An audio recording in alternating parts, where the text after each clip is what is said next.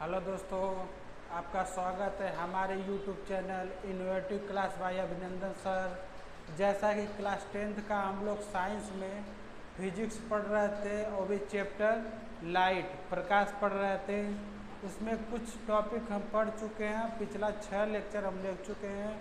आज हम 7वां लेक्चर लेने जा रहे हैं। 7वां लेक्चर में हम गोली दर्पण के बारे में पढ़ेंगे। गोली दर्पण होता क्या है? गोली दर्पण जो होता है, किसी खोखले गोले को हम काट के एक दर्पण का रूप दे देते हैं, उसी को गोली दर्पण कहते हैं।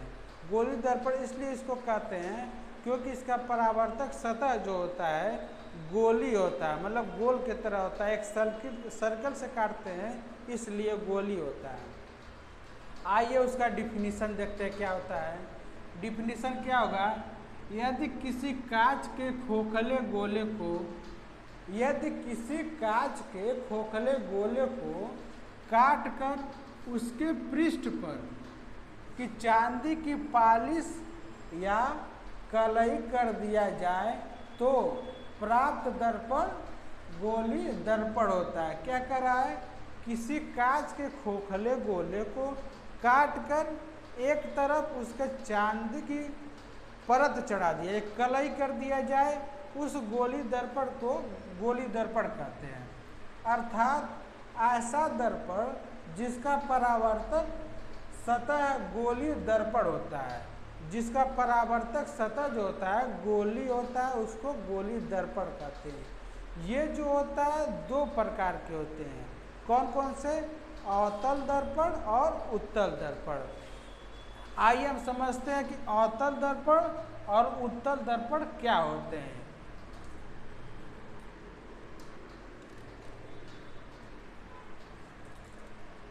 देखिए, यह हो गया गोली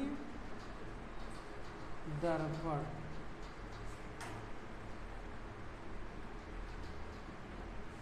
इसके दो भाग होते हैं, अवतल दर्पण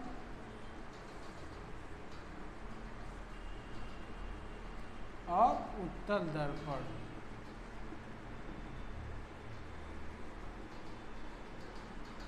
इसको हम लोग कहते हैं कॉनकेव मिरर और इसको कहते हैं कॉन्वेक्स मिरर। अब समझते हैं कि अवतल दर्पण क्या होता है। अवतल दर्पण जो होता है, इसका जो ये किसी खोखले गोले का ही भाग होता है और इसका जो परावर्तक सतह होता है अंदर की तरफ होता है। परावर्तक सतह किधर होता है? अंदर की तरफ होता है। जैसे मान लीजिए ये कोई खोखला गोला हो गया, जैसे खोखला गोला है, तो यहाँ से जब कट करेंगे तो यही एक अवतल दर्पण का रूप लेगा। कैसे लेगा? ऐसे रहता है, मान लीजिए ऐसे रहता है। यही आपका जो हो गया एक खोखले गोले का कट किया हुआ भाग है। और जो पिछला हिस्सा रहता है ये कलई किया रहता है, जैसे चांदी की परत या कलई किया रहता है। इसको क्या बोलेंगे? कलई किया हुआ पृष्ठ। कलई किया हुआ पृष्ठ। और जो अंदर का सतह होता है इसको परावर्तक पृष्ठ बोलते हैं। तो इसका डिफिनीशन क्या होगा कि ऐसा गोली दर्पण जिसका परावर्तक जो सतह होता है अंदर की तरफ धंसा होता है, अंदर की तरफ होता है। जैसे ही अंदर की तरफ है ना, इसी को अंदर की तरफ होता है, उसको अवतल दर्पण कहते हैं। आप लोग अवतल दर्पण समझ लिए। अब आ जाइए उत्तल दर्पण। ये भी किसी गोली दर्पण का ही भाग होता है, किसी खोखले गोले का भाग होता है। कैसे होता है? मान लीजिए ये हो गया, इसको मान लीजिए यहाँ से कट कर दिए, ये वाला सिरा ले लेंगे। देखिए यहाँ से ऐसे बना दिए और अंदर का पृष्ठ जो होता है कलई किया जाता है।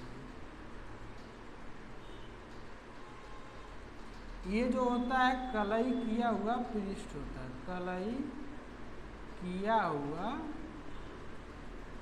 पृष्ठ होता है। अब बाहर का जो सतह होता है इसको परावर्तक सतह बोलते हैं। इसका डिफिनीशन क्या होगा? ऐसा गोलीय दर्पण जिसका परावर्तक सतह जो होता है बाहर की तरफ होता है। परावर्तक सतह बाहर की तरफ होता है, इसको उत्तल दर्पण कहते हैं। और अवतल दर्पण में क्या था? जिसका परावर्तक सतह अंदर की तरफ होता है उसको अवतल कहेंगे, और जिसका परावर्तक सतह बाहर की तरफ होता है उसको उत्तल दर्पण कहेंगे। आप लोग इसको देख लीजिए या अच्छे से नोट कर लीजिए। अब इससे संबंधित हम कुछ परिभाषाएं देख लेते हैं, कौन क्या क्या होता है उसको समझ लेते हैं।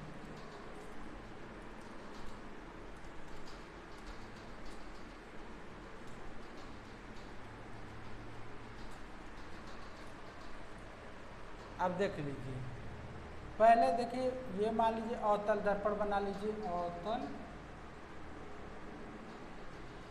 दर्पण इधर कर लीजिए, इसको उत्तल दर्पण कर लीजिए, उत्तल दर्पण। अवतल दर्पण का फिगर बना लीजिए, ऐसे ये हो गया। ये जो पृष्ठ है कलाई कर दीजिए, ये जो पृष्ठ है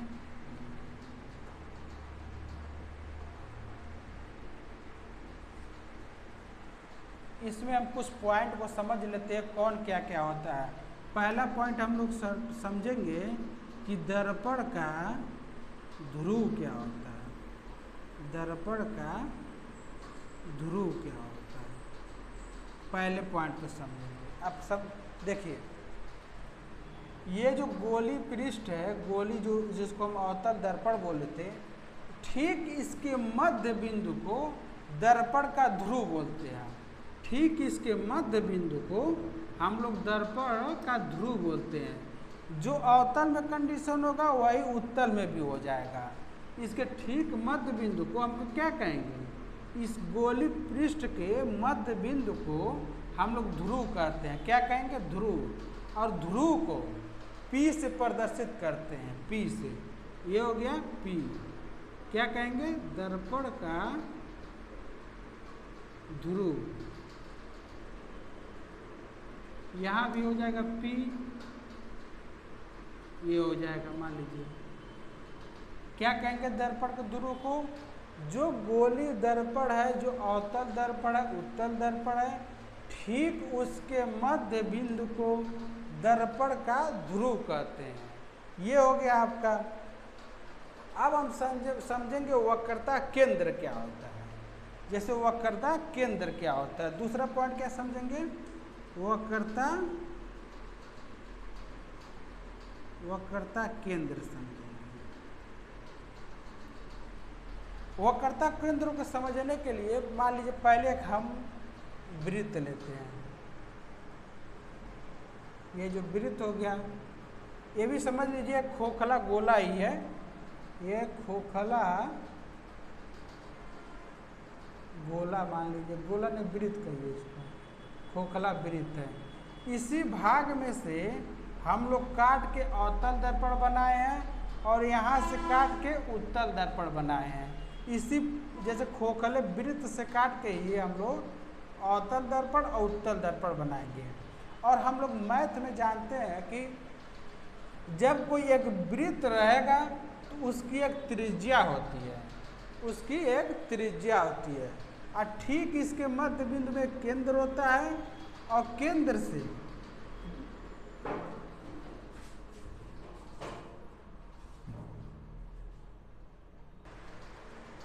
जैसा कि हम लोग समझ रहे थे कि दर्पण का वक्रता केंद्र क्या होता है। क्या होता है कि जैसे मान लीजिए खोखला वृत्त ले रहे हैं, और जब वृत्त लेंगे तो उसका एक त्रिज्या होता है। यही आपका त्रिज्या होता है। जो इसके केंद्र से जो परिधि की दूरी होती है उसी को त्रिज्या कहते हैं। इसको R से प्रदर्शित करते हैं। उसी प्रकार ये जो अवतल दर्पण है और उत्तल दर्पण है वो भी किसी खोखले गोले या वृत्त का भागी है। तो जो केंद्र इसका होगा वही केंद्र इसका होगा, और उसी को हम लोग वक्रता केंद्र कहते हैं। मतलब उस खोखले वृत्त का जो केंद्र होगा वही जो होता है खोखले, जैसे अवतल दर्पण और उत्तल दर्पण का केंद्र होता है। क्या हम लोग कहेंगे, जैसे जिस खोखले वृत्त का केंद्र होगा वही जो होगा अवतल दर्पण और उत्तल दर्पण का केंद्र बनेगा, उसी को वक्रता केंद्र कहते हैं। ये हो गया आपका वक्रता केंद्र। वक्रता केंद्र को हम लोग C से प्रदर्शित करते हैं। यहाँ लिख देंगे C। ये हो गया आपका। अब देखिए इसके आगे थर्ड पॉइंट हम समझेंगे वक्रता त्रिज्या। वक्रता त्रिज्या इसको हम लोग समझेंगे वक्रता त्रिज्या। ये हो गया आपका P, ये हो गया आपका C, इसको R से प्रदर्शित करते हैं। वक्रता त्रिज्या आपका क्या होगा, जैसे यह केंद्र है तो क्या होगा, अवतल दर्पण में मतलब केंद्र से दर्पण के ध्रुव से, दर्पण के ध्रुव से वक्रता केंद्र के बीच की दूरी को हम लोग वक्रता त्रिज्या कहते हैं। क्या कहते हैं, दर्पण के ध्रुव से वक्रता केंद्र के बीच की दूरी को वक्रता त्रिज्या कहते हैं, और इसको R से प्रदर्शित करते हैं। इसको R से प्रदर्शित करते हैं। जैसे अवतल दर्पण में हुआ है वैसे उत्तल दर्पण में हो जाएगा। क्या होगा कि दर्पण के ध्रुव से वक्रता केंद्र के बीच की दूरी को ही वक्रता त्रिज्या कहते हैं। क्या कहेंगे वक्रता त्रिज्या को, दर्पण के ध्रुव से वक्रता केंद्र के बीच की दूरी को वक्रता त्रिज्या कहेंगे। ये तो आपका 3 पॉइंट हो गया।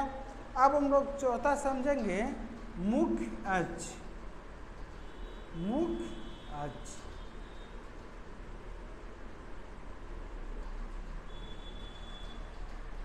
मुख्य अक्ष कहेंगे। अब देखिए मुख्य अक्ष क्या कहेंगे, जैसे वक्रता केंद्र से ये जो रेखा मिलाती हुई, जैसे दर्पण के ध्रुव से वक्रता केंद्र को मिलाने वाली रेखा को ही वक्रता क्या कहेंगे, मुख्य अक्ष। क्या कहेंगे, दर्पण के ध्रुव से वक्रता त्रिज्या मिलाने वाली रेखा को ही मुख्य अक्ष कहेंगे।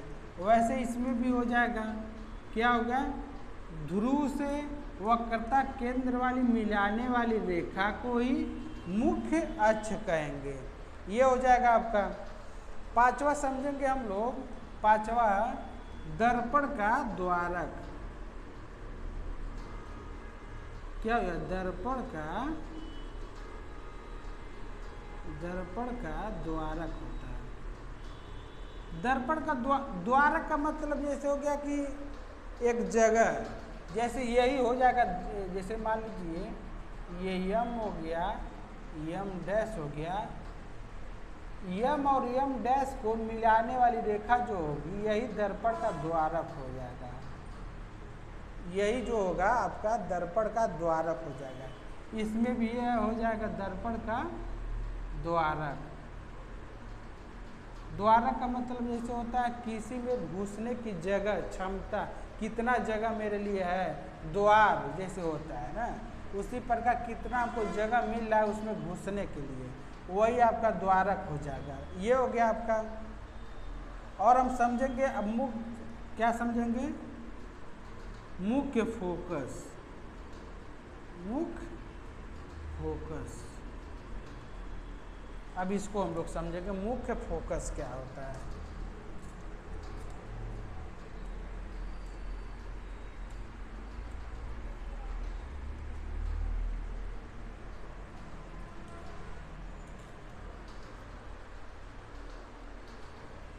अब देखिए मान लीजिए अवतल दर्पण है, यह आपका अवतल दर्पण हो गया, यह आपका पीछे कलाई किया रहेगा।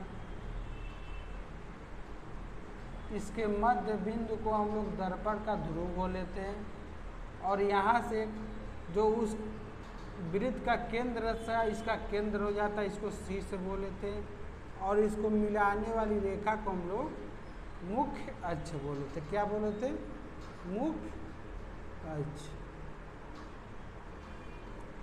ये हो गया। वैसे ही उत्तर में आ जाइए, जैसे ये हो गया,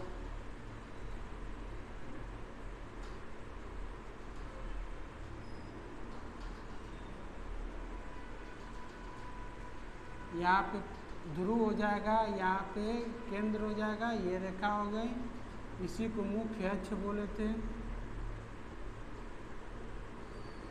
अब हमको समझना क्या है, मुख्य फोकस क्या होता है। हमको समझना क्या है, मुख्य फोकस क्या होता है। देखिए अब हम लोग क्या करेंगे, मुख्य अक्ष के समांतर कई सारी किरणों को हम लेंगे। क्या करेंगे? मुख्य अक्ष के समांतर कई सारी किरणों को लेंगे। जैसे एक किरण ये ले लिए, एक किरण ये ले लिए, एक किरण यहाँ से ले लिए, एक किरण यहाँ से ले लिए। और हम जानते हैं कि ये जो अंदर वाला हिस्सा है परावर्तक सतह है, मतलब मुख्य अक्ष के समांतर जो रेखा आएगी और ये परावर्तक पृष्ठ पर जब टकराएगी तो वहाँ से परावर्तित होगी।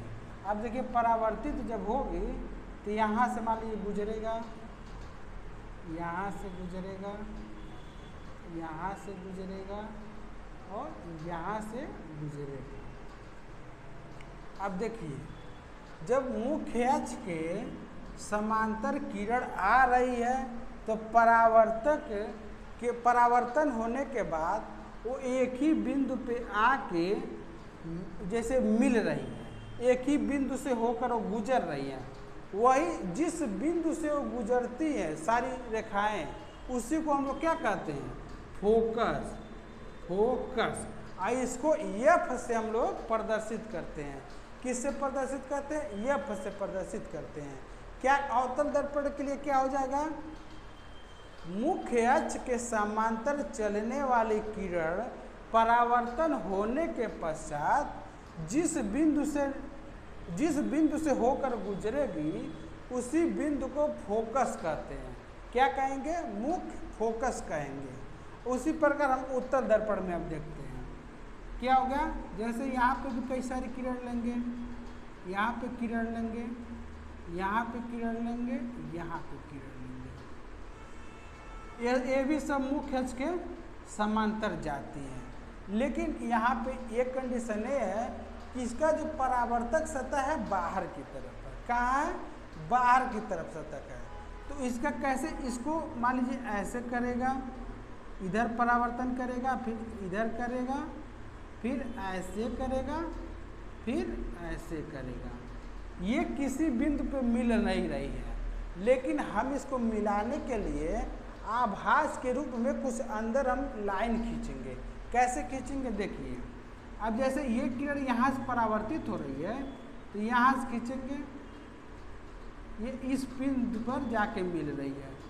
इसको करेंगे, अब पीछे बढ़ाएंगे तो ये भी जाके इसी पे मिल रही है, ये भी जाएंगे तो इस पे मिल रही है, तो ये भी जब करेंगे तो इस पे मिल रही है। अब देखिए ये चारों किरणें जिस बिंदु पे आभास के रूप में जाके मिल रही हैं, इसी को हम लोग क्या कहते हैं? फोकस। ये उत्तल दर्पण का फोकस होता है।